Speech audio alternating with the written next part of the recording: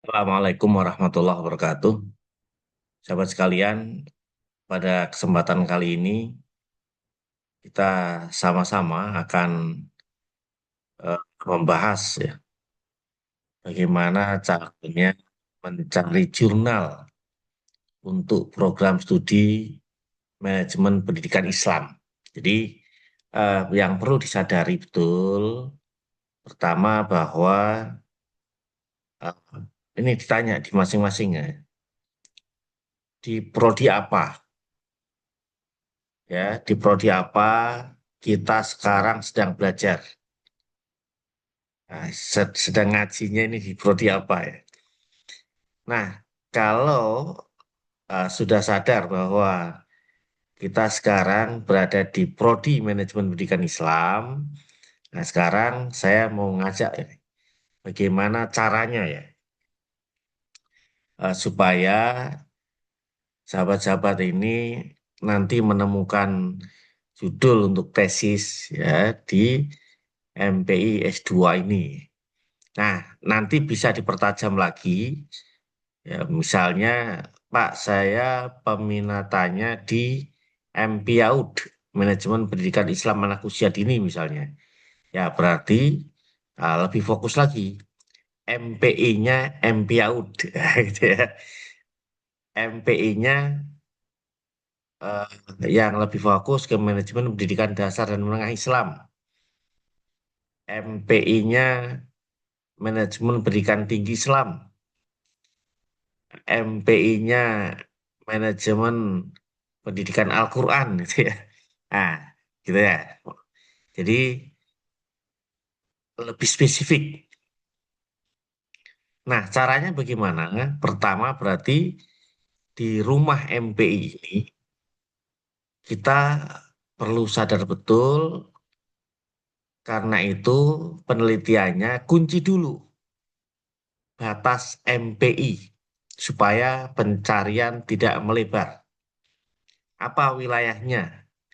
Nah, manajemen pendidikan Islam itu ya apakah di nanti misalnya wilayah perencanaan sebuah lembaga pendidikan, itu wilayah sana yang diteliti, wilayah organisasi, ya, wilayah kurikulum, wilayah keuangannya, mutu lembaganya, digitalisasi ya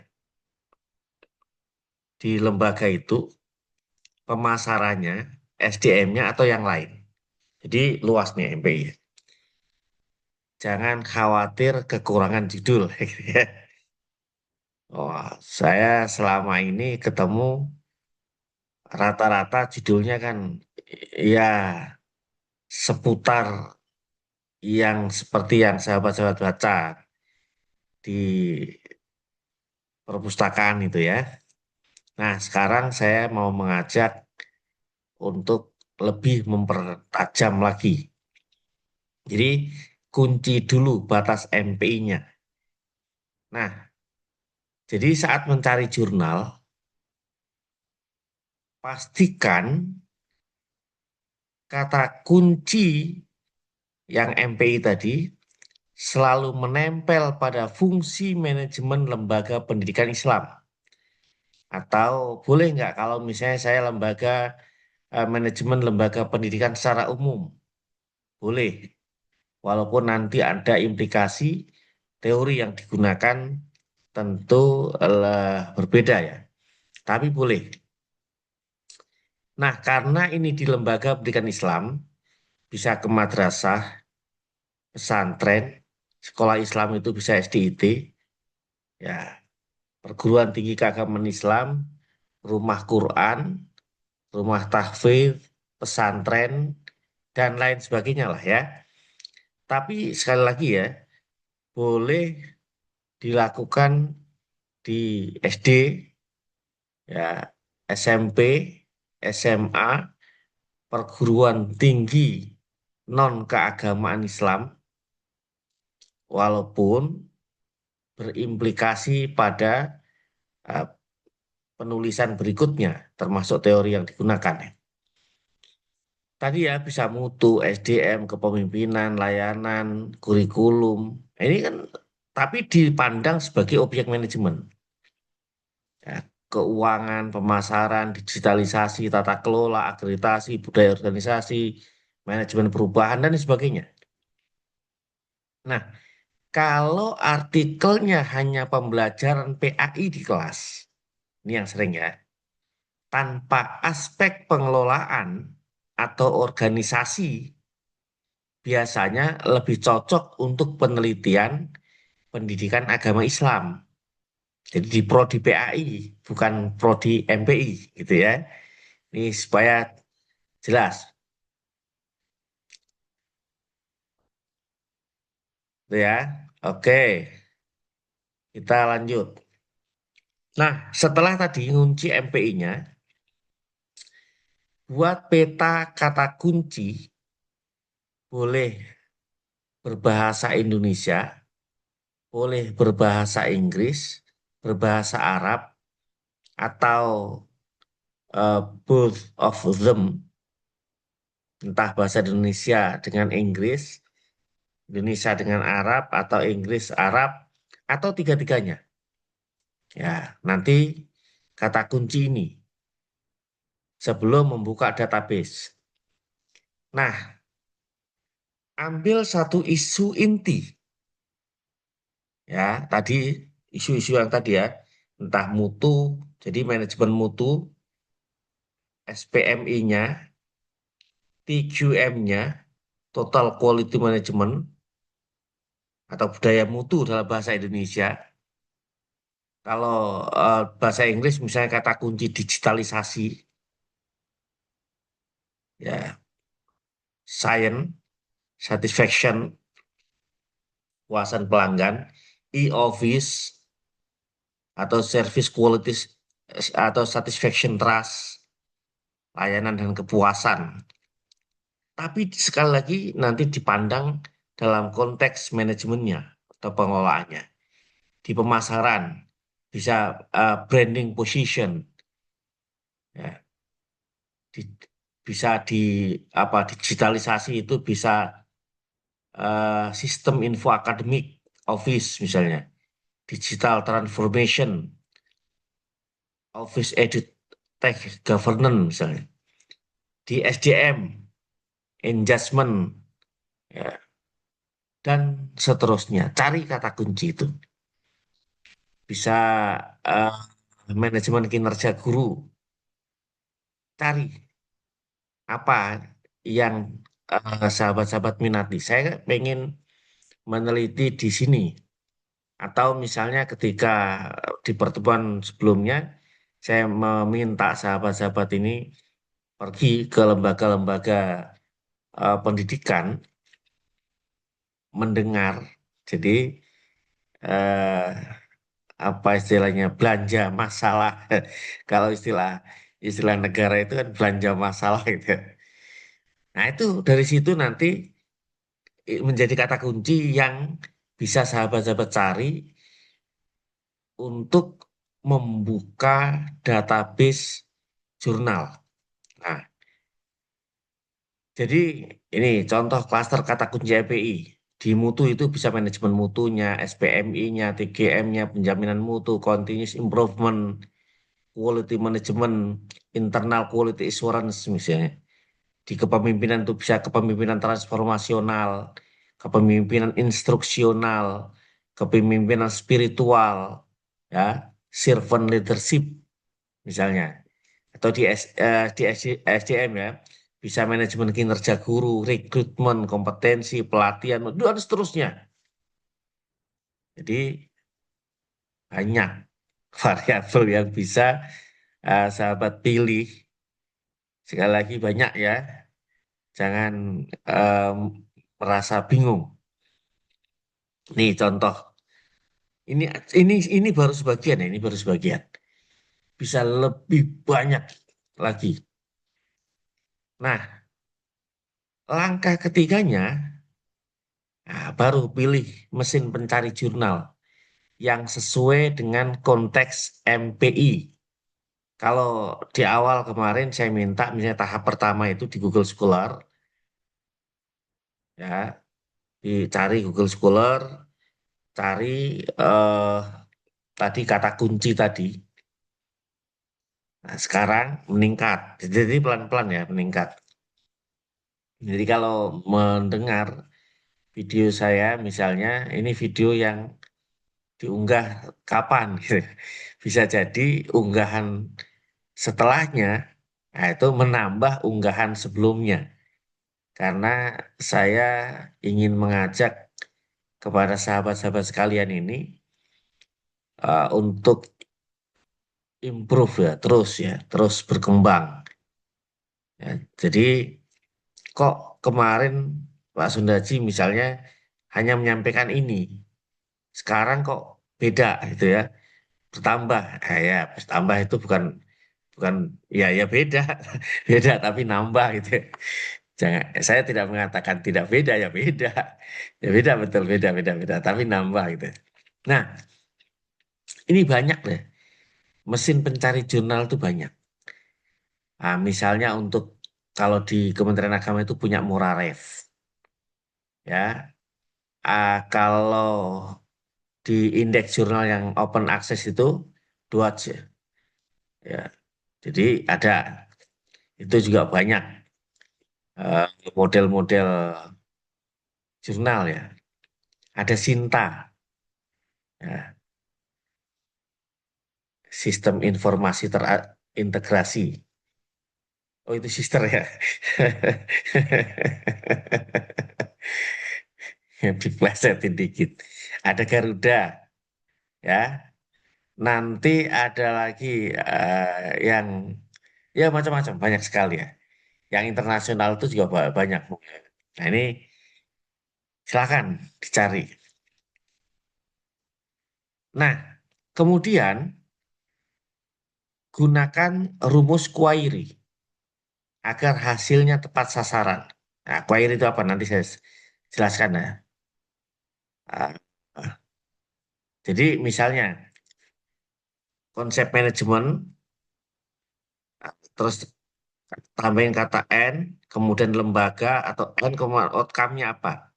Contoh misalnya, ya, di misalnya dalam di kalau mau ini contoh bawahnya itu madrasah, or pesantren, or Islamic school, or PTKI.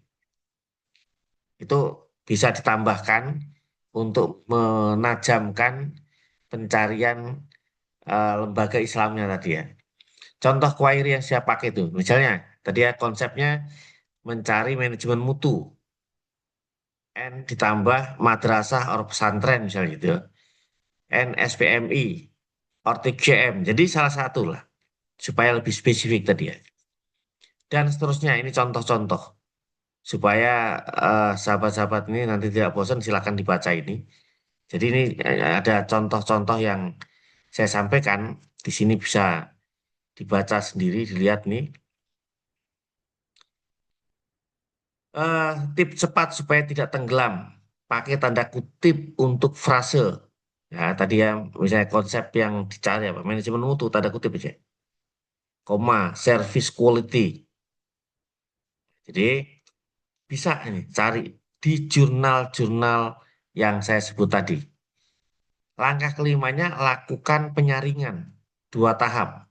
Ya, tahap pertama screening cepat tuh, ada judul dan abstraknya. Kemudian ini lihat aja dulu supaya cepat ya. Untuk ketemu judul itu, tadi sudah setelah ketemu banyak jurnal, ambil 30 sampai 60. Nah, kok 60 Pak? Banyak Bang. Ya banyak, jurnal banyak. Dan setiap hari, bahkan mungkin setiap jam, bisa kurang dari setiap jam tuh nambah terus kalau studinya itu.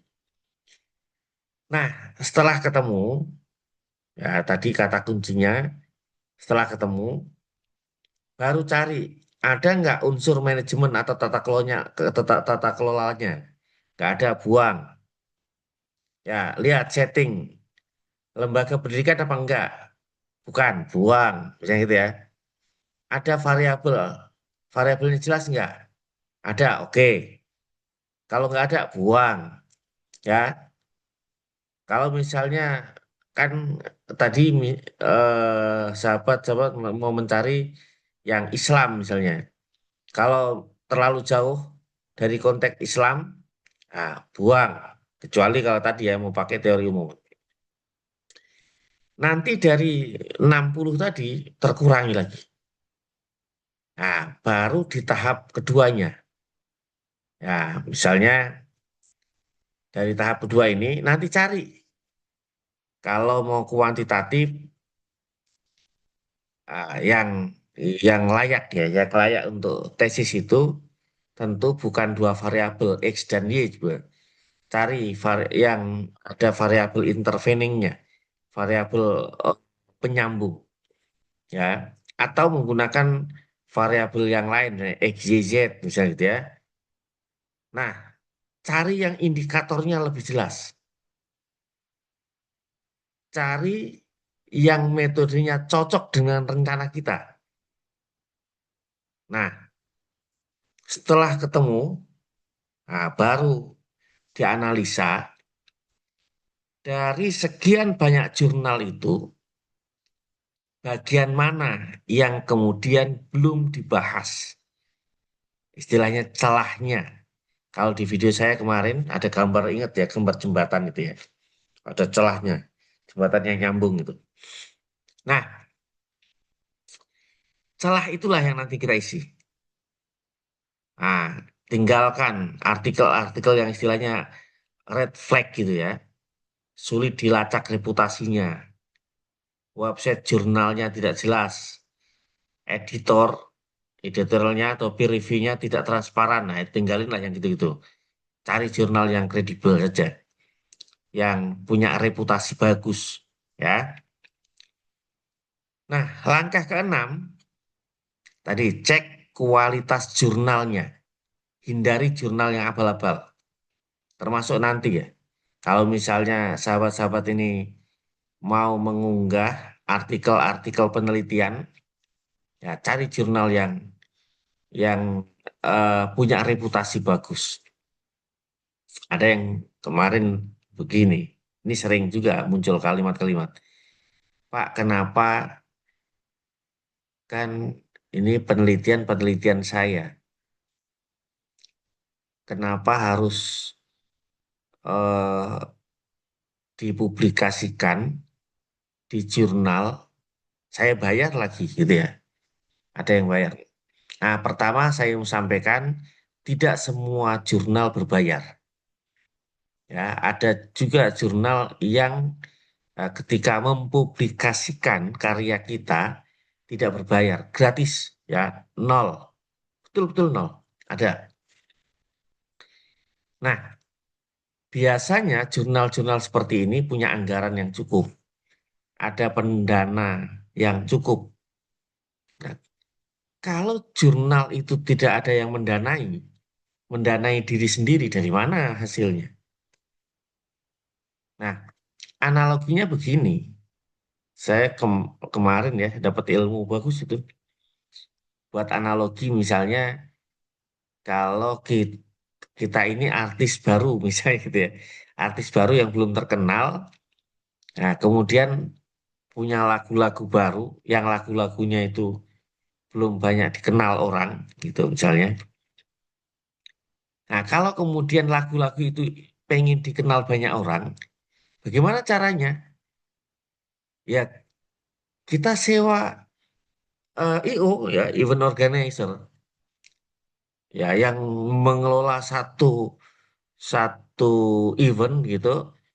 Nah, dengan event itu kita bisa tampil di sana, kemudian memperdengarkan hasil karya kita sehingga orang kenal dan bisa menikmati hasil karya itu. Nah, itu analogi yang saya terima kemarin. Oke, masuk masuk pemikiran yang rasional juga menurut saya. Jadi kalau kemudian kali ini kan kita memanfaatkan hasil publikasi seperti ini misalnya gitu ya, mau mencari ya itu, orang-orang yang meneliti tadi, kalau kemudian menyampaikan hasil penelitiannya di jurnal, yaitu ada yang supaya ilmunya bisa dimanfaatkan orang lain, nah, bersedia membayar supaya jurnalnya tetap eksis.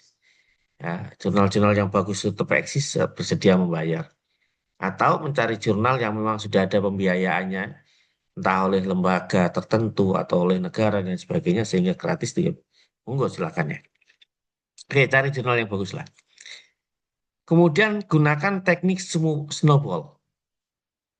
Nah, ini paling ampuh untuk menemukan artikel kunci nih. Jadi cari tadi ya, kemudian sudah ketemu, misalnya ada lima artikel terbaik, ada istilah backward citation, ada istilah forward citation. Kalau ini nanti backward citation itu ambil referensi yang paling sering dikutip di daftar pustaka. Itu kalau cara mencari, misalnya dari jurnal-jurnal itu, di antara jurnal yang tadi terpilih oleh kita itu, mana jurnal-jurnal yang paling sering diambil, digunakan di daftar pustaka. Atau misalnya dari jurnal yang terpilih tadi, jurnal mana yang dikutip oleh orang-orang yang punya reputasi bagus. Nah, kalau seperti itu, nanti memilih jurnal-jurnal yang bagus, kemudian ketika kita menemukan ada gap itu dari jurnal-jurnal yang punya kredibilitas bagus, biasanya itu nanti temuan kita itu temuan yang ya cukup hangat, menjadi sesuatu yang dibutuhkan oleh orang lain, karena ini tadi ya ngambil dari sumber yang kredibel, dari jurnal-jurnal yang bagus, di ketika di sana diteliti oleh orang-orang di jurnal itu ternyata ada gap yang kemudian kita temukan dari jurnal-jurnal seperti itu, maka temuan kita tentunya punya kualitas yang cukup bagus ya, cukup bagus. Nah, setelah itu ubah temuan jurnal itu menjadi satu judul. Caranya dengan matrik ya. Jadi jangan ngarang. Nah, gunakan seperti ini. Jadi penulisnya siapa, tahun berapa, fokusnya apa, variabelnya apa, settingnya seperti apa, menggunakan metode apa, temuan itu seperti apa, punya keterbatasan. Biasanya gini, di jurnal-jurnal yang bagus itu dia menjelaskan keterbatasan jurnal itu. Nah, sehingga dari itu ada ruang-ruang kosong yang bisa kita isi itu. Nah, dari situlah ruang-ruang kosong itu nanti kita ketemu, oh ternyata ini loh yang belum diteliti dari kata kunci yang saya cari tadi misalnya. Nah, baru nanti formu baru setelah ketemu, nah, ini loh ruang kosong tadi, baru kita formulakan menjadi judul yang aman ya untuk MPI. Nah, jadi ini contoh misalnya. Nah, ini sahabat-sahabat sekalian, mudah-mudahan bisa sedikit membantu, tidak justru menambah bingung. Tapi cara-cara ini silakan ya, nanti dimanfaatkan. Mudah-mudahan ada manfaatnya supaya eh, sahabat-sahabat ini bisa menemukan judul yang betul-betul eh, baru ya, baru dan eh, menarik untuk diteliti. Nah, ini langkah yang ke-10, cek jurnal yang tepat untuk melahirkan judul. Ya, ini contoh-contohnya ya. Baik, saya kira itu di pertemuan kali ini. Mudah-mudahan ada manfaatnya. Sekali lagi, sehat selalu. Dan mudah-mudahan kita terus ya memperoleh keberkahan. Terima kasih.